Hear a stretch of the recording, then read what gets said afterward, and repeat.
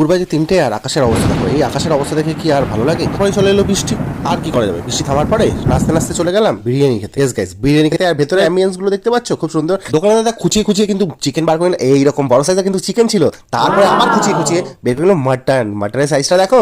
তারপরে নাচতে নাচতে মনের আনন্দে চলে গেলাম ভেতরে। ভেতরে গিয়ে দেখি একদম ঠান্ডা। তারপরে লং ভিডিওর জন্য একটু বক বক করে নিলাম। প্রাইস লিস্ট দেখে তোমরা সিলেক্ট করে নিও কোন বিরিয়ানিটা খাবে। আর এই হচ্ছে চিকেন চাপ। চিকেন চাপটা দেখে কেমন খেতে ইচ্ছা করছে এখনই আবার। এই কালারটা দেখো খুব লাইট ছিল।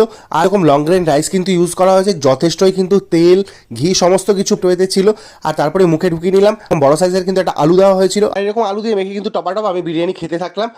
দুর্দান্ত। এরকম চিকেনটা হালকা করে টানতেই ঘুরে গেল, টুক করে মুখে ঢুকিয়ে দিলাম। তারপরে হাতে নিলাম মাটন। এই হচ্ছে মাটনের সাইজ। তারপরে মাটনটা টুক করে পেটে চালান করে দিলাম। আর এরকম সুন্দর সুন্দর ভিডিও দেখার জন্য চ্যানেলটাকে সাবস্ক্রাইব করে দিও। লং ভিডিও কিন্তু চ্যানেলে চলেছে, কি এখনো পর্যন্ত দেখোনি? তাড়াতাড়ি কি দেখে নাও, চটপট দেখে নাও। আর এই দোকানটা কি হলো, লাফালাফি করছে কেন?